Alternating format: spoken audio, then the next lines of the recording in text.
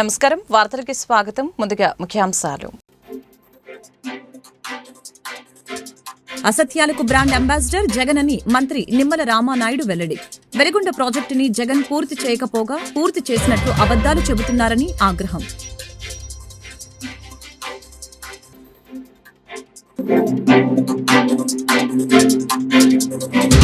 మాజీ సీఎం జగన్ కి ఏం భద్రత తగ్గిందని వైసీపీ నేతలు గవర్నర్ను కలిశారని ప్రశ్నించిన మంత్రి గొట్టిపాటి రవికుమార్, వైసీపీ నేతలను కూటమి ప్రభుత్వం అధికారంలోకి వచ్చాక జగన్ కి ఎలాంటి భద్రత తగ్గించలేదు అని వ్యాఖ్య. అసత్యాలకు బ్రాండ్ అంబాసిడర్ జగన్ అని నీటిపారుదల శాఖ మంత్రి నిమ్మల రామానాయుడు తెలిపారు. వెలిగొండ ప్రాజెక్టు అత్యంత వెనుకబడిన వారు ఉన్న చోట ఉన్న ప్రాజెక్టు. ఆ ప్రాజెక్టుని జగన్ పూర్తి చేయకపోగా పూర్తి చేసినట్లు అబద్దాలు చెబుతున్నారని తెలిపారు. 1996లో భూమి పూజ చేసిన వెలిగొండ ప్రాజెక్టు ఇంకా పూర్తి కాకపోవడం సీఎం చంద్రబాబు అసంతృప్తితో ఉన్నారని, వెలిగొండ ప్రాజెక్టు 2014లో 38% పూర్తయిందని చెప్పారు. జగన్ 2019లో అధికారంలోకి వచ్చి ఈ ప్రాజెక్టు పూర్తి చేయాల్సిందని చెప్పారు.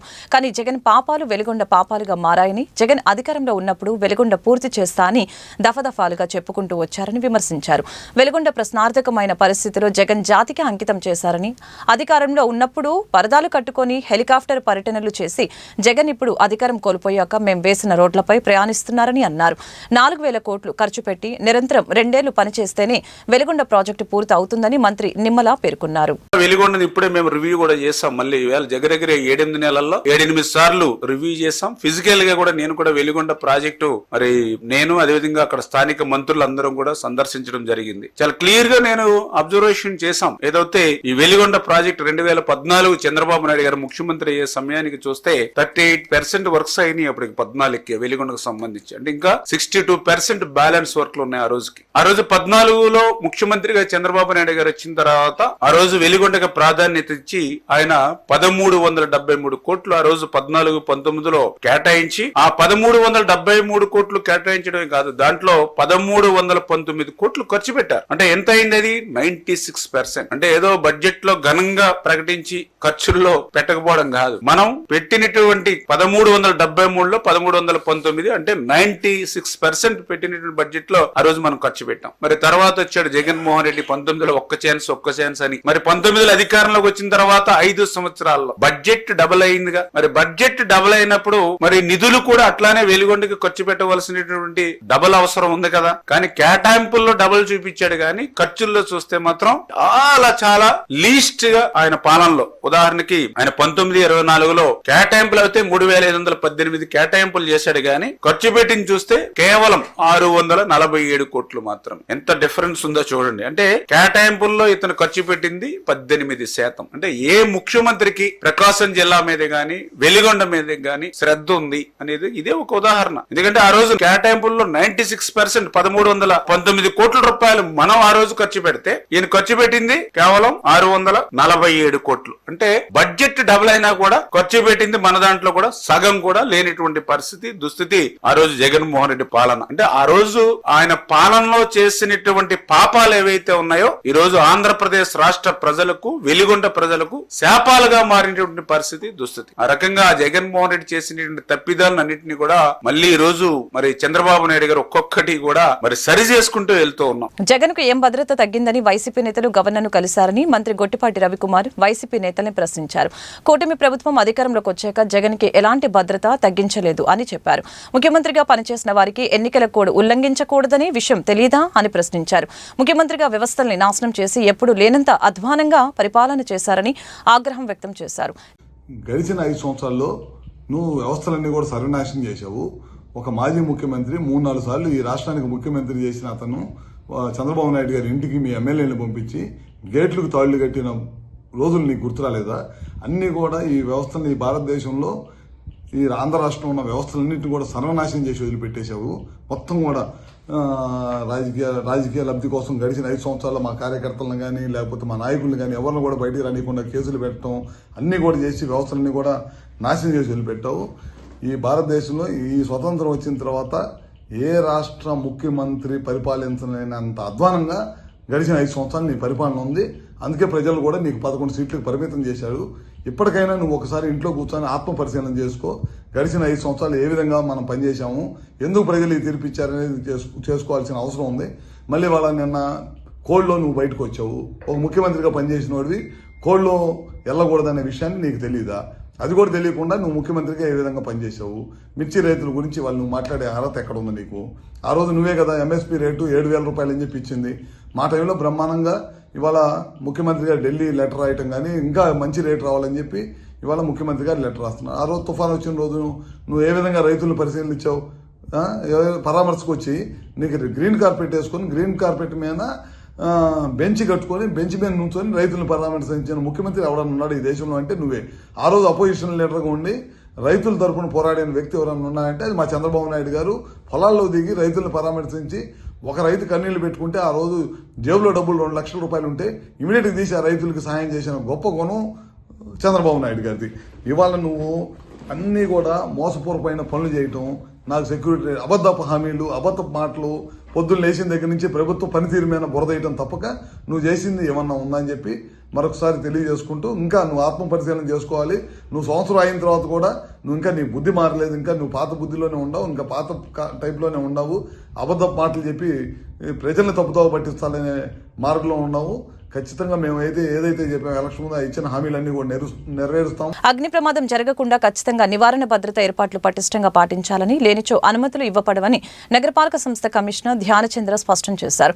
నగరంలో పలు పాఠశాలలు, షాపింగ్ మాల్లో ఏర్పాటు చేసిన ఫైర్ సేఫ్టీని క్షేత్రస్థాయిలో పరిశీలించారు. ప్రమాదం జరిగిన వెంటనే ఫైర్ ఎక్స్టింగ్విష్ సరైన పద్ధతిలో వాడుతున్నారా లేదా వంటి విషయాలపై పరిశీలించారు. ప్రమాదం జరిగిన వెంటనే భయభ్రాంతులకి లోనవ్వకుండా ఎటువంటి చర్యలు తీసుకోవాలి, సిబ్బందిని ప్రజలు ఎలా కాపాడాలి.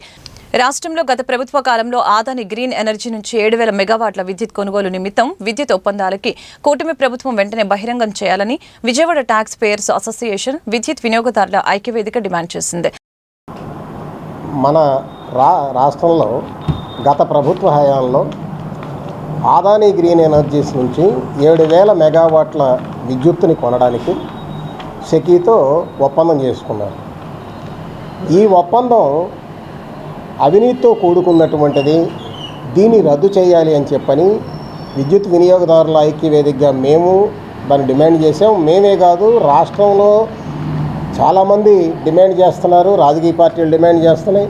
ఇక్కడే కాదు, పార్లమెంట్లో కూడా ఈ విషయం మీద స్పందించినటువంటి విషయం తెలిసింది. అయితే ఈ మధ్యకాలంలో జరుగుతున్నటువంటి ప్రచారం ఏమిటంటే ఒకవేళ ఈ ఒప్పందాన్ని కనుక ఇప్పుడు రద్దు చేసుకుంటే 2,900 కోట్ల రూపాయల దాకా పెనాల్టీ కట్టాల్సి వస్తుంది, అందుకనే ఆలోచిస్తున్నాము అని చెప్తున్నారు. కానీ ఇదే ప్రభుత్వ పెద్దలు అంతకుముందు ఎన్నికల ముందు ఆ సందర్భాల్లో చెప్పింది ఏమిటి అని చెప్పానంటే ప్రజల మీద ఈ ఒప్పందాల వల్ల 1,00,000 కోట్ల రూపాయల భారం పడుతుంది అని చెప్పారు.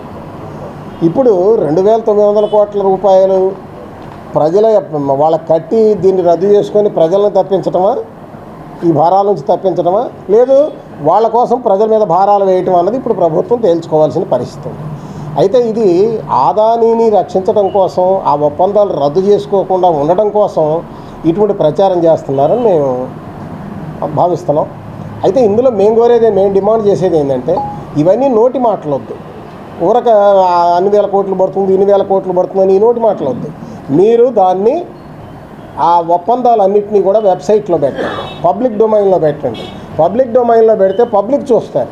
మీరు అవి దాచిపెట్టేసి సింపుల్గా మీరు పడుతుంది అని చెప్పానంటే మా అభిప్రాయం ప్రకారం ఎక్కడ కూడా అటువంటి క్లాజులు లేవు. కానీ ఉంది అని చెప్పని మీరు అనుకున్నప్పుడు ఆ విషయాలు మీరు ప్రవేశపెట్టండి. మీరు దాన్ని పబ్లిక్ డొమైన్లో పెడితే అందరూ చూస్తారు. కాబట్టి మేము పబ్లిక్ డొమైన్లో పెట్టాలి అని కోరుతున్నాం. ఆ ఒప్పందాలు రద్దు చేయాలి అని కోరుతున్నాం.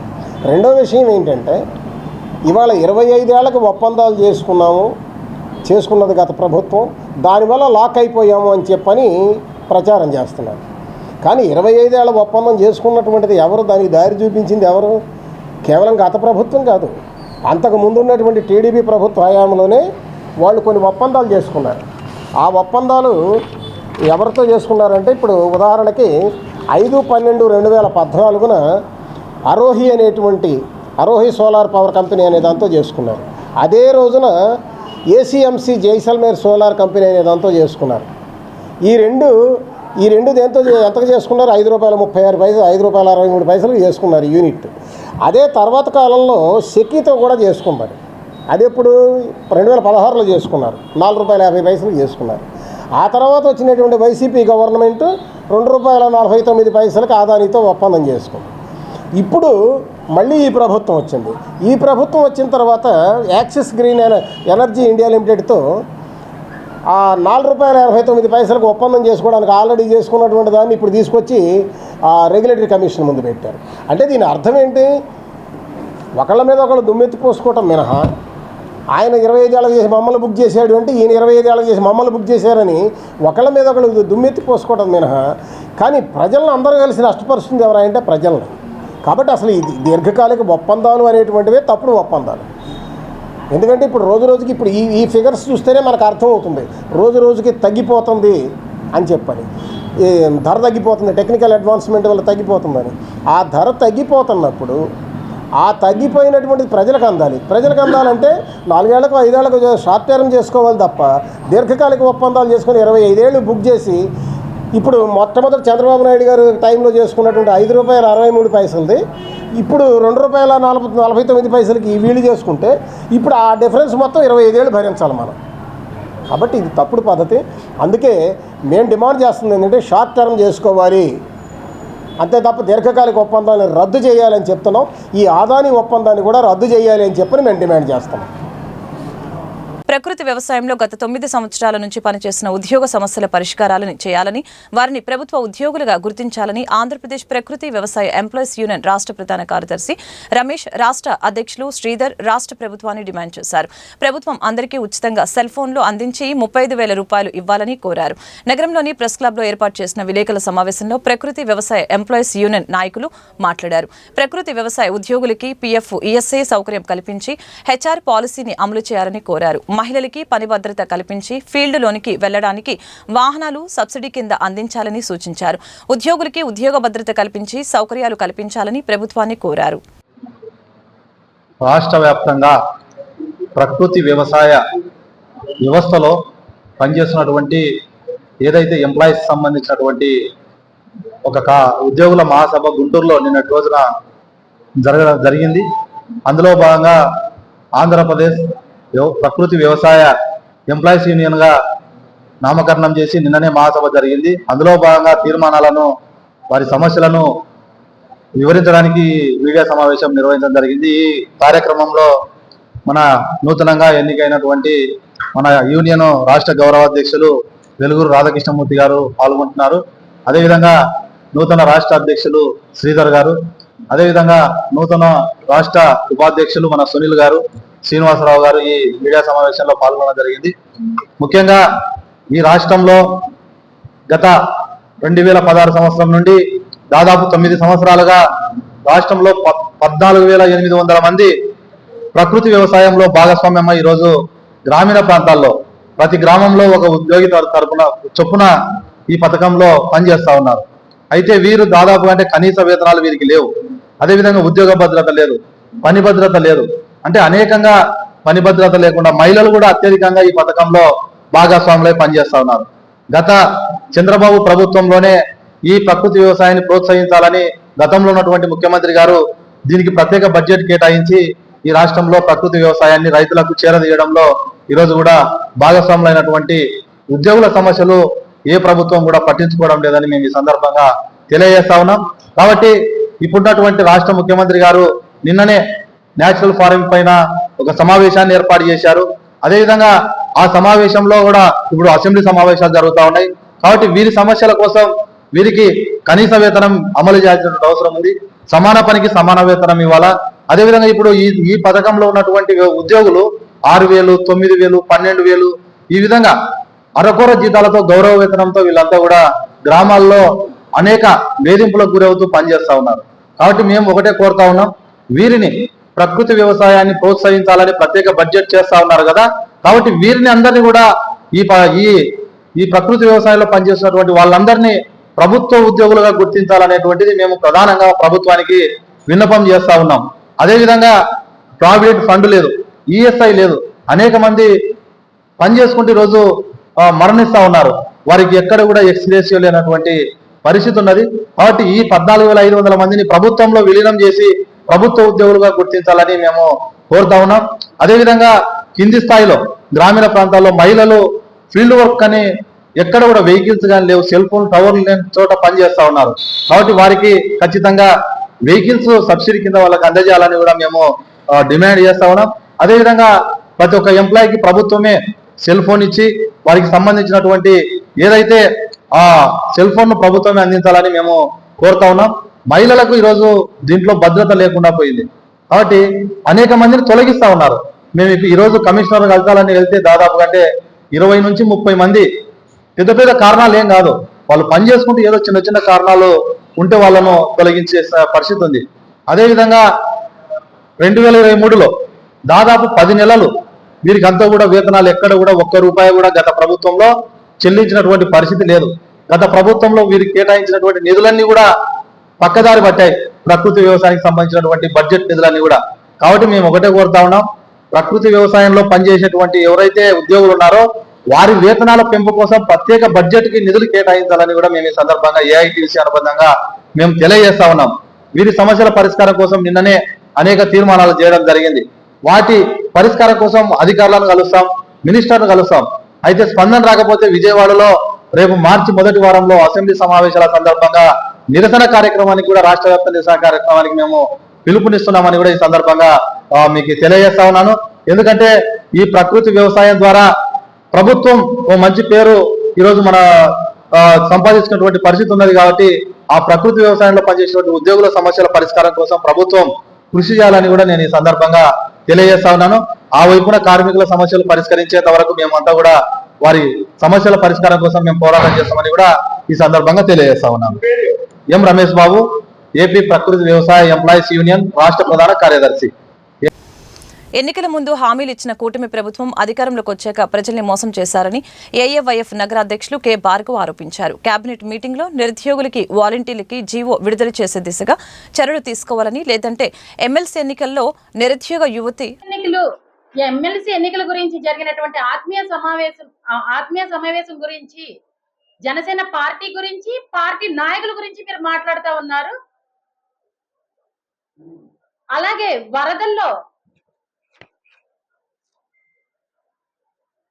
వరదల గురించి కూడా మా జనసేన నాయకులు రాలేదని మీరు మాట్లాడుతూ ఉన్నారు. కొణిదెల పవన్ కళ్యాణ్ గారు, మా అధ్యక్షులు అయినటువంటి కొణిదెల పవన్ కళ్యాణ్ గారు ముందుగా సభాముఖంగా మీడియా ముఖంగా కూడా ఆయన తెలియజేయడం జరిగింది. నేను వస్తే అక్కడ ఉన్నటువంటి సహాయ చర్యలకు ఇబ్బంది కలుగుతుందని, నేను రాకపోయినా నాయకులు, అధికారులు, ప్రభుత్వం యంత్రాంగం పూర్తిగా పనిచేస్తుందని ఆయన సభాముఖంగా తెలియజేయడం జరిగింది. మరి ఆ వీడియో మీ దగ్గర లేకపోతే మేము కూడా పంపించడం జరుగుతుంది.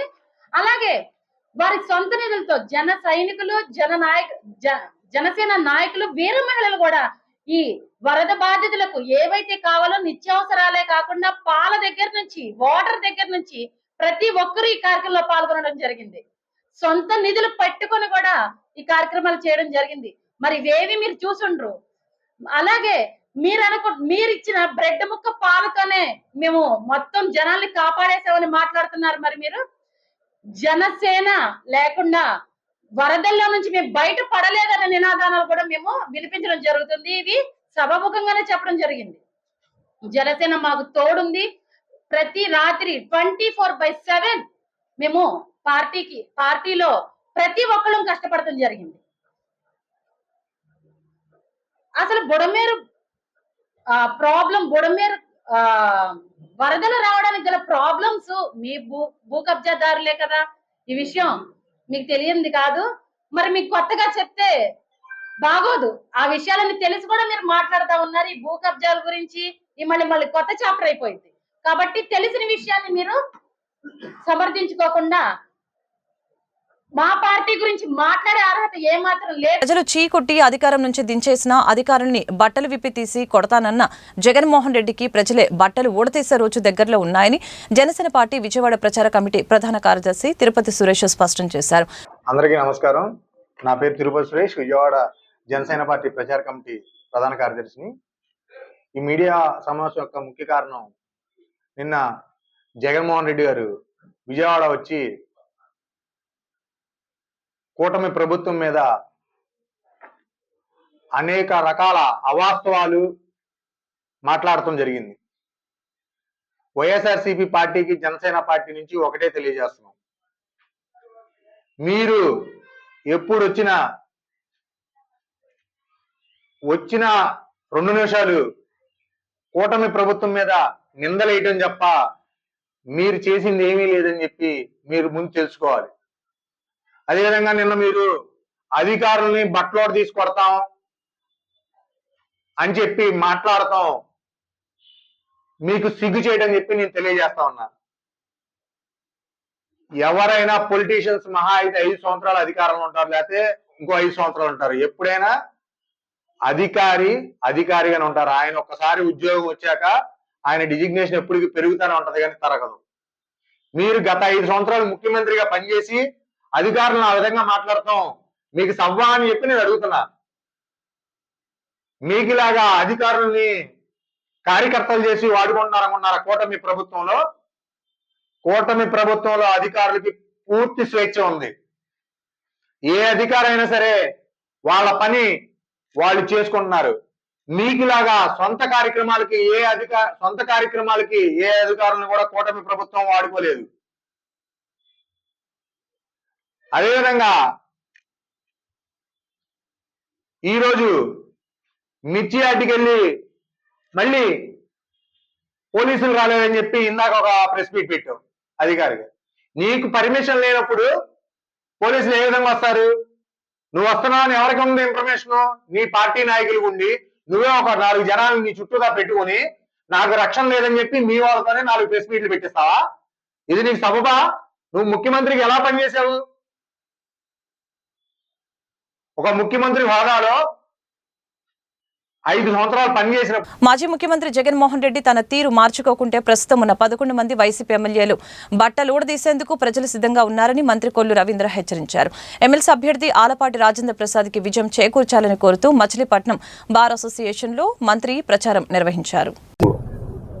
అయినా ఇప్పుడు ఏంటంటే ఏం చేయాలో తెలియట్లే. ఇవాళ సెక్యూరిటీ తీసేశారంటాడు. జెడ్+ కేటగిరీ సెక్యూరిటీ మేము తీయటానికి రాష్ట్ర ప్రభుత్వంలో ఉండదు, ఎక్కడ తగ్గించలేదు సెక్యూరిటీ విషయంలో. అనుమతులు లేకుండా ఎలక్షన్ కోడ్ ఉన్నప్పుడు ఏ రకంగా మిర్చి యార్డుకి వెళ్తాడు ఆయన? ఇప్పుడు మిర్చి యార్డుకి సందర్శనకి వెళ్ళాలంటే ఎలక్షన్ కోడ్ ఉంది, నువ్వు వెళ్ళు, పర్మిషన్ తీసుకుని వెళ్ళు. జిల్లా కలెక్టర్ వెళ్ళడానికి లేదన్నారు, పోలీసులు అనుమతిని నిరాకరించారు. అనుమతులు తీసుకుని వెళ్ళడం అంటే మాకేం అభ్యంతరం లేదు. కానీ ఒక ఉద్దేశపూర్వకంగా ప్రజల్ని రెచ్చగొట్టడానికి లేకపోతే ఇక్కడ ఒక అరాచకాలు సృష్టించడానికి ప్రయత్నం చేస్తే అది జరగనివ్వు. ఆ విషయంలో ఎటువంటి వేరే ఆలోచన లేదు. మొన్న కూడా వంశీని మేమేమి అరెస్ట్ చేయాలనుకుంటే ఫస్ట్లోనే చేసాను, కానీ అతనంతటా అతనే కిడ్నాప్ చేసి ఒక దళిత సోదరుని కిడ్నాప్ చేశాడు కాబట్టి వాళ్ళు పెట్టినటువంటి కేసు మీద అతను అరెస్ట్ చేయడం జరిగింది. SC/ST కేసు పెట్టి అతను అరెస్ట్ చేయడం జరిగింది. ఈయన వెళ్ళి వారికి ఒత్తాస పలుకుతారు. అక్కడ ఏమి చేయలేదు అమ్మాయి అని చెప్తా ఉన్నారు. ఇవాళ మొత్తం గన్నవరం కాదు, రాష్ట్ర ప్రజలందరూ కూడా చెప్తారు వంశీ గారి గురించి కానీ వైసీపీ నాయకుల గురించి కానీ. ఇవాళ జగన్మోహన్ రెడ్డి గారు అవలంబిస్తున్నటువంటి విధానం కరెక్ట్ కాదు. కరెక్ట్ చేసుకోకపోతే ఆయన చెప్తా ఉన్నాడు పోలీసు అధికారులు గొడ్లోడు తెస్తారంట. సప్త సముద్రాల అవతల ఉన్న రిటైర్ అయిపోయినా తీసుకొచ్చి గొడ్లోడు తెస్తాను అంటే ఇన్వెస్టిగేషన్ ఉన్నటువంటి కేసుని నువ్వు బెదిరిస్తావా? పోలీసు అధికారులను బెదిరిస్తావా? సాక్షులను బెదిరిస్తావా? మరి అది కూడా ఒక అతను బెయిల్ ఎందుకు రద్దు చేయకూడదు కూడా వాళ్ళ ప్రశ్నిస్తాల్సినటువంటి అవసరం ఉంది. ఖచ్చితంగా ఈ రకంగా చేసే కార్యక్రమాలు చేస్తే మటుకి మేము తీవ్రంగా చూస్తాం. ప్రజాస్వామ్యబద్ధంగా అనుమతులు తీసుకోండి, కార్యక్రమాలు చేసుకోవచ్చు, ప్రజల పక్షాన మాట్లాడవచ్చు.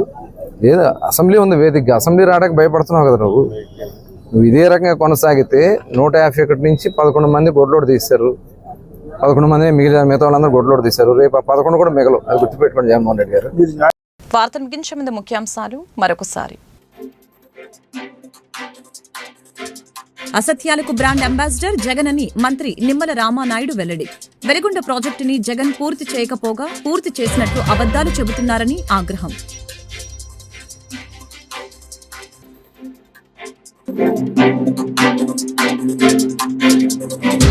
మాజీ సీఎం జగన్ కి ఏం భద్రత తగ్గిందని వైసీపీ నేతలు గవర్నర్ను కలిశారని ప్రశ్నించిన మంత్రి గొట్టిపాటి రవికిరణ్ వైసీపీ నేతలను కూటమి ప్రభుత్వం అధికారంలోకి వచ్చాక జగన్ కి ఎలాంటి భద్రత తగ్గించలేదు అని వ్యాఖ్య. ఈ వార్తలు ఇంతటితో సమాప్తం. మరొక బులెటిన్ మళ్ళీ కలుద్దాం. నమస్కారం.